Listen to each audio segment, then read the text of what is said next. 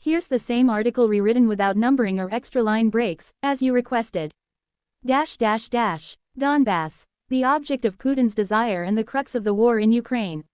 The Donbas, which includes Ukraine's eastern Donetsk and Luhansk regions, has become the focal point of Vladimir Putin's ambitions and the symbolic heart of the war in Ukraine. It is not only a battlefield but also a region that carries enormous political, economic, and historical weight. For Russia, control over Donbas represents both strategic gain and ideological fulfillment. For Ukraine, it is the line between sovereignty and subjugation. Donbas has historically been Ukraine's industrial engine. Rich in coal, steel, and heavy industry, the region has long supplied the country's economic strength. Its fertile lands, river networks, and access to the Sea of Azov add further strategic value. The area also borders Russia, giving Moscow the ability to influence events directly. For Putin, who has sought to expand Russia's sphere of influence, Donbas offers a mix of practical and symbolic rewards.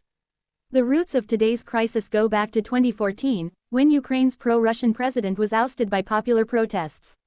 In the aftermath, pro-Russian separatism spread rapidly in Donetsk and Luhansk. Russian-backed insurgents, armed and organized, seized control of key cities. Though Moscow officially denied involvement, evidence showed Russian soldiers, mercenaries, and weaponry played a decisive role. The resulting conflict, known as the War in Donbas, killed thousands and displaced more than 1 million people.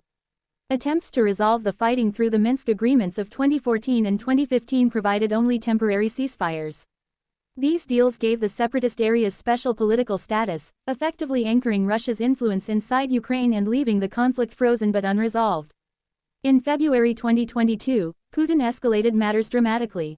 Russia recognized the self-declared Donetsk and Luhansk, People's Republics, as independent states and used that recognition as a pretext for its full-scale invasion of Ukraine.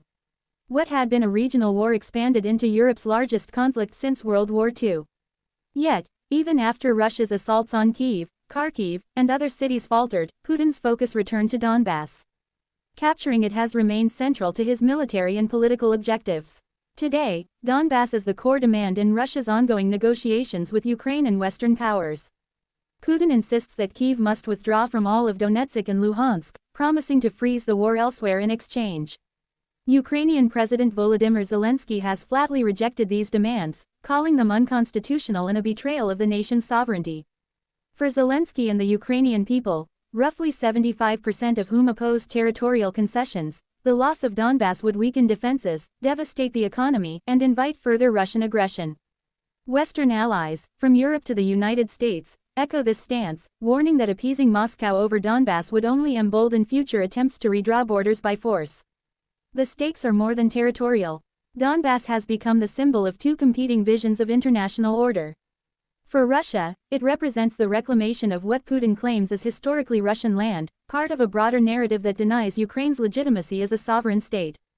For Ukraine and its allies, Donbas is the front line of democracy's defense, a test of whether international law and territorial integrity can withstand brute force.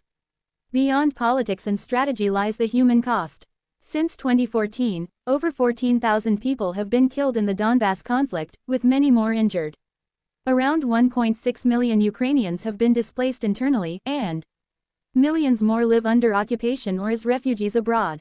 Civilians in occupied zones continue to suffer from shelling, shortages, and repression.